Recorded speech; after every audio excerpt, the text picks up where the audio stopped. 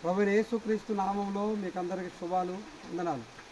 మరి ఈ సమయంలో ఉదయగిరి అనే ప్రాంతంలో ఒక కొండ, ఒకప్పుడు ఈ కొండపైన రాజులు నివసించినట్టుగా కొన్ని ఆనవాళ్ళు ఈ ప్రాంతాల్లో ఉన్నాయి. అయితే ఒకప్పుడు బైబిల్ గ్రంథంలో కూడా చాలామంది రాజులు ఆ కాలంలో కొండలను ఆధారం చేసుకొని వారి పరిపాలన కొనసాగించిన సందర్భాలు ఉన్నాయి. అందులో దావీదు గొప్ప వ్యక్తి. దావీదు అనేక మార్లు ఈ కొండల్లో, లోయల్లో, పర్వతాల్లో తిరుగుతున్నప్పుడు దాహం వేసినప్పుడు తాగడానికి నీళ్లు అవసరమైనప్పుడు, మరి ఇప్పుడు నా చేతిలో ఉన్న వాటర్ బాటిల్ చూడండి, ఇది 20 రూపాయలు పెట్టి కొనుక్కున్నాను బయట.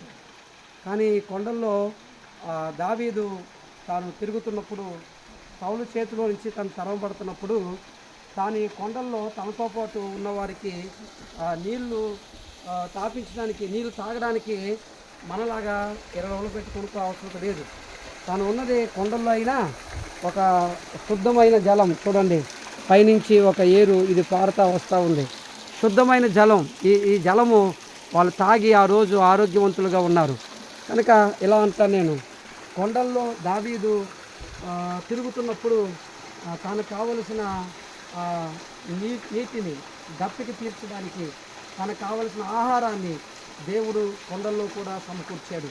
కనుక ప్రియ సహోదరి సహోదరులారా, మనం కూడా ఎక్కడున్నా సరే దేవుడు మన కొరకు ఆహారాన్ని, మన దప్పికి తీర్చడానికి జలాలను ఇస్తాడు.